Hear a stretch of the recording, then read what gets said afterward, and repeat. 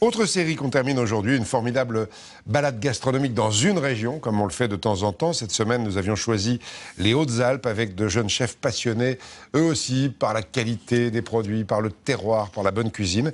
On termine donc avec, entre autres, des tourtons pochés à la truffe à Ancel, Elisabeth Tran, Arnaud Ifergan et Rémi Meyer. Pour arriver à Ancel, la balade par le col de Manse ressemble à une carte postale grandeur nature. Mais ce que l'on entend en arrivant, c'est d'abord un coup de feu en cuisine. Messieurs, alors ça marche, 3 tourtons pochés, ensuite 3 oreilles d'âne et 3 du champsor. Cuisinier depuis plus de 30 ans, Laurent Roca a quelques milliers de services dans les jambes, mais son enthousiasme est intact. Bon messieurs, chacun son secteur s'il vous plaît. C'est ok pour la tartiflette? Chaud. Germe de betterave s'il vous plaît. Allez, on envoie. Oula, c'est une alchimie, le service, c'est un... Excusez-moi, c'est un trip. Comme je dis tous les jours, merci ma grand-mère, parce que tout vient de ma grand-mère. Voilà le résultat aujourd'hui. Résultat, des tourtons plébiscités par les clients. C'est très bon, hein. Ah ben ici, on mange très bien, ici, hein.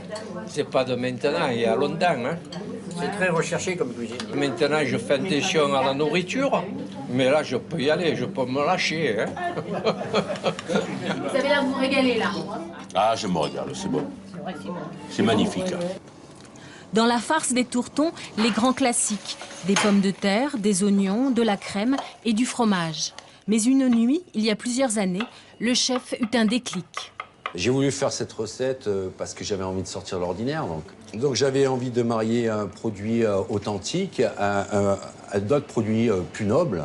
Nous, l'innovation a été sur le pochage et la fabrication d'une farce 100% locale, des truffes qui viennent de notre région. L'originalité de la recette ne s'arrête pas là. Alors que les tourtons se mangent habituellement frits, ceux-là sont pochés, donc beaucoup plus légers. Autre spécialité maison, le duo du champsor, à base d'épinards à la crème et de ravioles. Il est servi avec une pipette de sirop d'estragon. Il faut sucer. Il faut sucer. T'as pas l'habitude, toi. Petite hésitation sur le mode d'emploi de la pipette. Il faut en fait la vider dans l'assiette. Et au départ, on l'a mis dans la bouche et on a sucé. Pour la joue de porc confite, en revanche, les instructions sont inutiles. C'est un délice. Pas besoin d'appuyer sur le couteau. Il n'y a que le ventre et le bas-ventre qui comptent dans la vie. Et oui, et oui. Anatomie comparée des douceurs de fin de repas, délices meringuées, trio de sorbet, génépi, framboise et argousier, bavarois aux myrtilles et coulis de fruits rouges. Dans cette maison de plaisir, toutes les saveurs semblent avoir puisé leur force dans la nature.